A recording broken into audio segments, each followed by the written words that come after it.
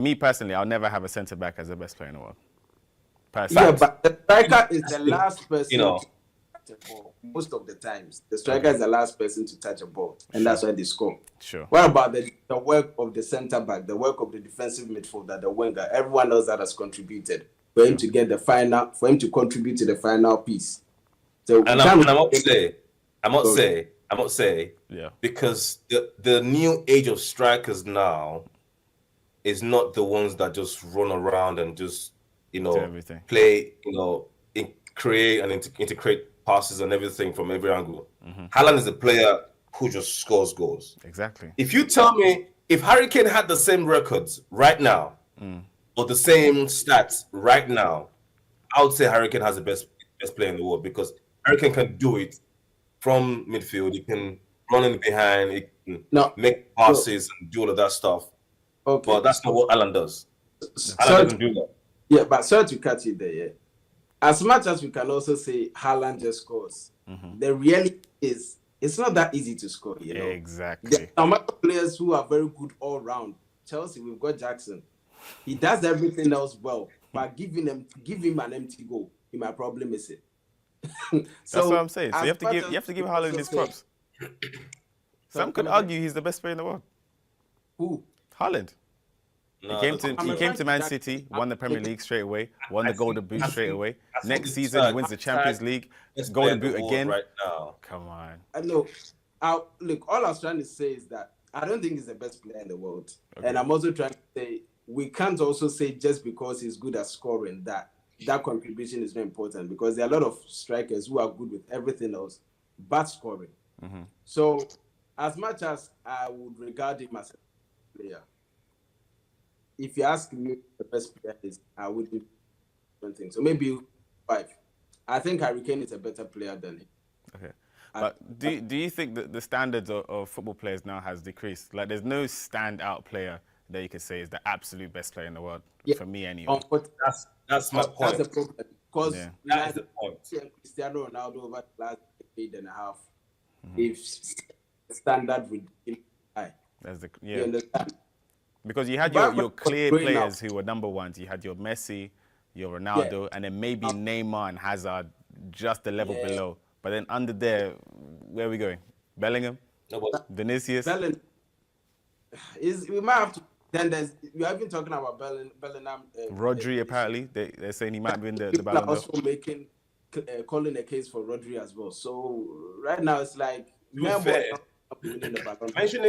Rodri, I think in the last 12 months, I would say Rodri has been a better player, has been the best player in the world. Overall. Overall. For me, personally, football is for enjoyment. You have to watch football and feel something. I know. I can't have a defensive midfielder as the best footballer in the world. I don't like any player from Man City. And I'm proud to say it. I don't like anybody from Man City. But I can say, having watched Rodri and having analyzed the impact he has on his team, you can see a very clear difference.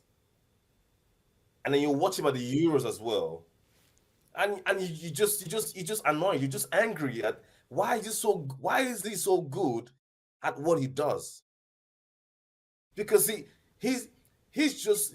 I mean, you can't find any negative thing about his game apart from him just the old cynical fouls that every player does anyway.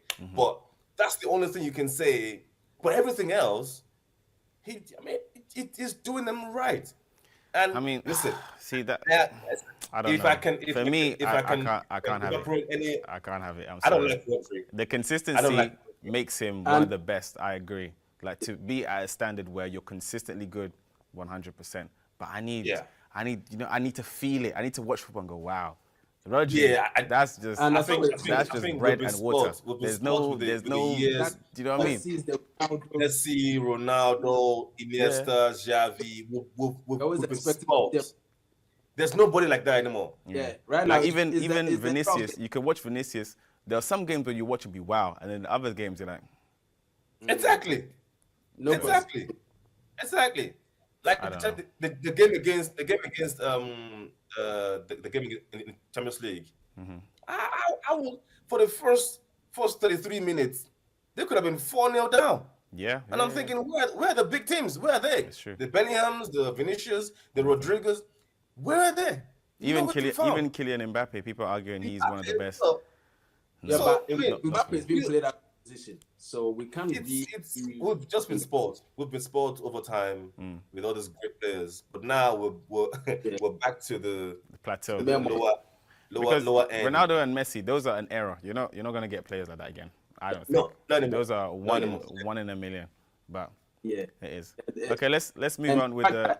We're playing together in the same generation was what even made it more exciting. Beautiful. Yeah. Yeah. Okay, let's move on in the Premier League. Mikel Arteta praised Arsenal's willingness to win ugly as Gabriel's header secured a hard-fought 1-0 victory over Tottenham in a fiery North London derby. Arsenal's Brazilian centre-back Gabriel rose above Cristiano Romero to power home Bukayo Saka's corner midway through the second half to keep the Gunners in second place in the Premier League. Well, super happy, obviously. We know what it means to our club, to our people, to win a London derby.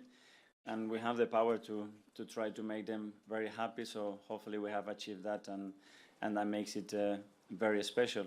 On the performance, we had moments in the game, some really good ones, some others that we have to suffer. We suffer because we have to adapt a little bit the plan because of the players that we had available, and I loved it because since the day that we started to get bad news, the team got hungrier and hungrier to play the game. And that's a big compliment to everybody at the club to behave in a certain way, you know, and it's a tough week that is coming up, and instead of finding any little excuses or arguments to do that, do the opposite, face the challenge, play with courage, acknowledge our qualities and what we have to be able to win a game, and we actually done it. So that's another victory for Arsenal against their North London rivals, Tottenham. They're calling Tottenham Stadium 3 Points Lane, apparently. Oh, I mean, it was a great game. I mean, first of all, I keep hearing this narrative that we won ugly. Like, did. I don't. You did. I don't think it was ugly. Even your coach said it. It's okay. I think it was professional. It's okay. You can accept it. It's okay. It wasn't a nice game. You didn't have the ball. You didn't play well. But it's okay. We had more chances. We had more chances than Tottenham. Let's understand that. Okay. We had more chances. They had one header from Solanke. They had one header from Solanke that brushed up the post, and that was about it. I don't think Raya made an incredible save. They had all the ball. That's fine. That's cool. Everyone wants to have the ball, but then what do you do with it? So when you say we win ugly, it's like, oh, we're just scraping through. We didn't scrape through. We went there. We had a game plan. We know how to play. Okay. Do you think? Let me ask you a question. When you say you had a game plan, what was the game plan? The game plan was the counter-attacking. Because first of all, hold on. I'm going somewhere with this. Arsenal, no. Let me put it into context. Let me put it into context. Okay. Right? The context is Arsenal are not a team that does that, and we know that for sure. Okay. But due to circumstances that we have right now with a depleted team, that's why we actually went there. And let's get it right. Tottenham are not a small team. They're a good team, right? They're a good team, right? So going away from home and having a game plan and executing it is not a bad thing because of what we had to deal with. Okay. We had two over 30-year-old midfield in the team. You know, so it wasn't like, oh yeah, let's just come and sit back and that's what we do. No. It was because of the players that we had. They were not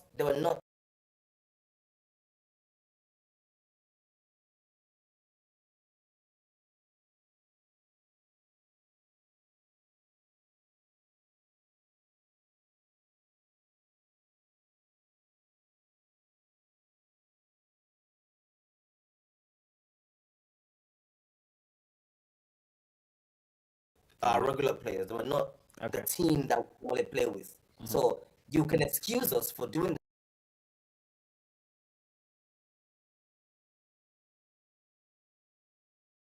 and you can, but that's not nice to watch.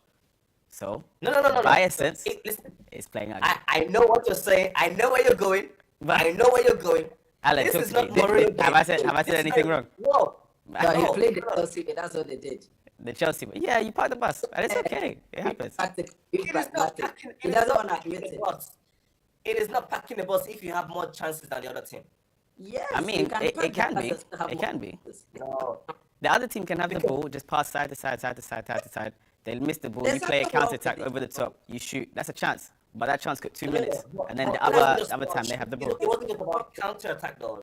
It wasn't all. The whole argument wasn't about counter attack. It was about, okay, you have the ball, we dispossess you, and we have quick players up front who can counter you quickly. So it's not like, oh, we You're sat agreeing back with me. to a halfway line. What's funny is that you're and agreeing just- with what I'm saying. No, Yeah, no. I hit them on the counter. Of course you're gonna agree with what you're saying. He's a Chelsea fan. Of course you're gonna agree with what you're saying. Why would I agree with what you're saying? But He's you a won, Chelsea fan. so it actually doesn't matter. You won. You know, you went to Tottenham. Exactly. You won. You won. 1-0. A nice You won. header from Gabriel. You adopted a pragmatic approach. Simple. Okay. Pragmatic is not ugly though. It can be. You can call it whatever you like. It can be, but what we did wasn't ugly. But your coach said it. It was. Potato, same thing.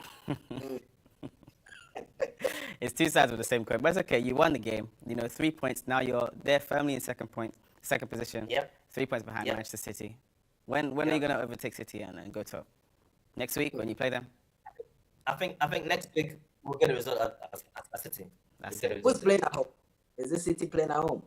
Yeah, City at home. Yeah. So you're City going at to, home. So you're what you're going to telling me is Etihad that Stadium and win. Arsenal are going to go to the Etihad and beat Man City. Yeah. That's it. Okay. This is what I like. What's the score gonna be? It could be 1-0 or 2-1. 1-0. You see, if we go to City and fully pack the bus, then I can come here on Monday or next week and tell you with my whole chest and say, yes, we did the ugly. Okay. Okay? that one, I would agree with you Okay. 100%. Sure. But I know for sure we will do the same thing next week, but a bit more defensive, if you get what I'm saying. Mm-hmm. It won't be as, oh, we had more chances than them, kind of thing. You're just gonna hit them on the break. Because we know how to play. They're gonna pass it around very quickly, and we have to be on the game for 94 minutes. And our defenders have to be even extra Switched on. excellent Yeah. next week because but I like the confidence. I like the confidence, laddie. You know, Arsenal haven't won anything in a long time, but I still like how you say you're gonna go to Etihad and win. That's beautiful. That's serious. progress. That's the progress we've seen in the past. Pep Guardiola masterclass. That's what's going to happen. Yeah. Hey, we've seen it before, and listen. Let's get this right. It won't be a bad thing if they beat us. It won't be some kind of amazing thing. Oh no, because we know what they are. They're the best team in the world. Sure. But I'm saying, the confidence that I have right now is as a result of the The progress that you've made since That's it. Arteta's joined the club, right? That's it. Okay, let's move on now. Premier League referees have been told to clamp down harder on time-wasting offences and to be stricter when it comes to giving penalties. One incident I want us to discuss in the Premier League match that happened on Saturday between Chelsea and Bournemouth, with Chelsea winning 1-0. The referee that was the referee during the match, Anthony Taylor, broke a Premier League record by handing out 14 yellow cards in one match, beating the record of 12 which came in 2016 between Chelsea and Tottenham. It has now been reported that Anthony Taylor will not referee a Premier League game this weekend after receiving abuse on social media following the match. So I'm going to start with you, Alan, since the previous record was at a Chelsea game and now the new record is also at a Chelsea game. What do you have to say about that?